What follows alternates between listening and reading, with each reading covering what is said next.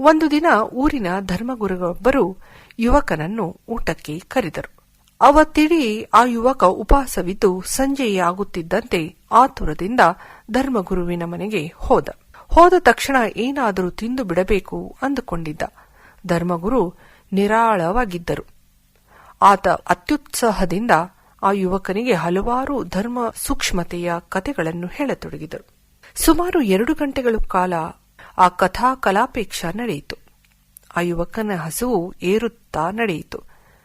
ಮಾತು ಮುಗಿಯದೇ ಇದ್ದಾಗ ತಡೆಯಲಾರದೆ ಆ ಯುವಕ ಹೇಳಿದ, ನಾನು ನಿಮ್ಮನ್ನೊಂದು ಪ್ರಶ್ನೆ ಕೇಳಲೇ ಅಂತ ಕೇಳಿದ. ಧಾರಾಳವಾಗಿ ಕೇಳಪ್ಪ, ನಿನಗೇನು ಪ್ರಶ್ನೆ ಕೇಳುವುದಿದೆ ಅಂದರು ಗುರುಗಳು. ಯಾವ ಪ್ರಶ್ನೆ ಬೇಕಾದರೂ ಕೇಳು, ಉತ್ತರಿಸ್ತೇನೆ ಅಂದರು. ಅಂಥದೇನೂ ಇಲ್ಲ ಗುರುಗಳೇ, ನಿಮ್ಮ ಕಥೆಯಲ್ಲಿ ಬರುವ ಪಾತ್ರಗಳಿಗೆ ಊಟ ಗೀಟ ಬೇಡವಾಗುತ್ತೋ, ಮಾಡುತ್ತಾವೋ ಇಲ್ವೋ ಅಂತ ಕೇಳಿದ. ಆಗ ಗುರುಗಳು ನಕ್ಕು ಬಿಟ್ಟರು.